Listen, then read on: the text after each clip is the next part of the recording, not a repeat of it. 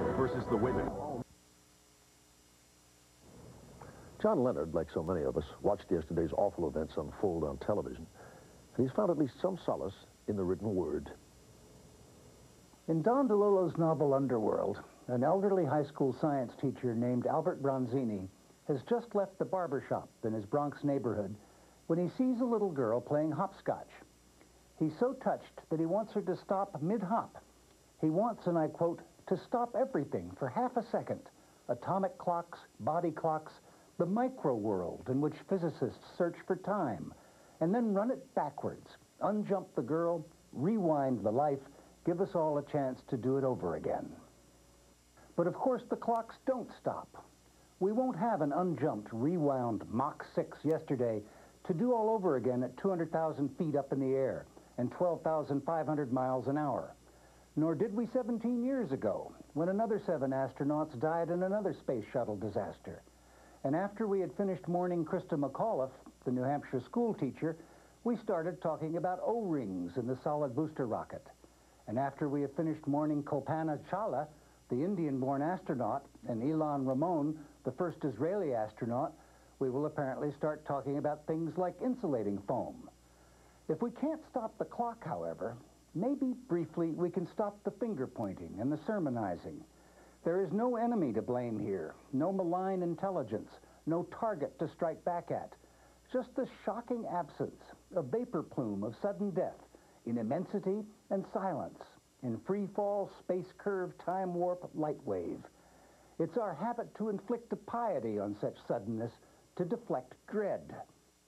But the 7 who perished seem by all accounts to have gone joyfully over gravity's rainbow. They were exactly where they wanted to be. So something else occurs to me to quote. In one of the stories in The Monkey Wrench, Primo Levi eavesdrops on an engineer trying to describe what it tastes like to drink melting snow on a glacier. I couldn't explain it to you, he says, because you know how hard it is to explain taste and smells, except with examples. But I would say that that water tasted like sky. And in fact, it came straight down from the sky. And this is what I hope for the crew of Columbia, lost in space, that their water tastes like sky.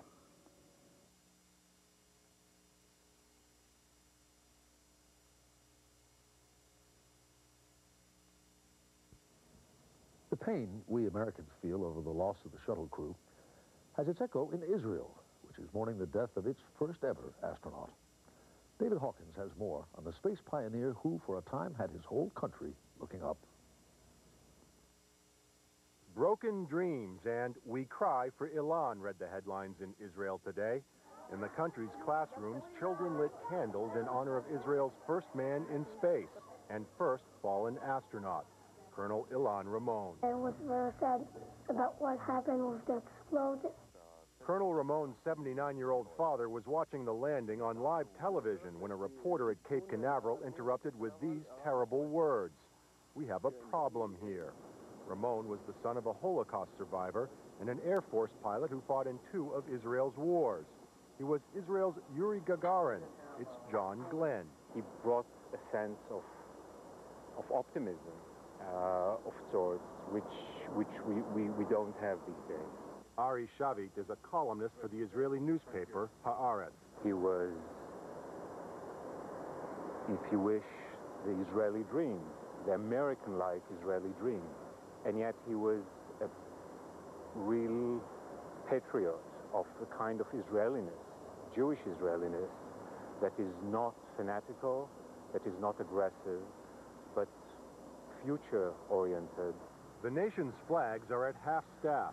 Israel's Prime Minister Ariel Sharon last night exchanged condolences with President Bush.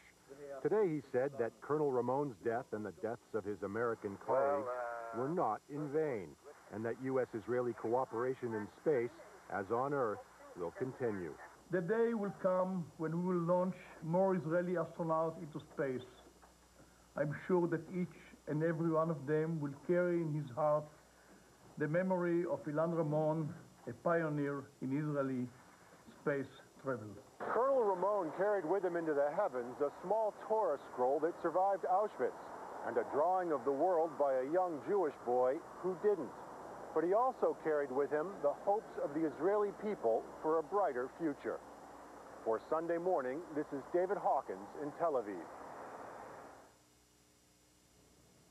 Ahead, Rita Braver on the future of manned spaceflight.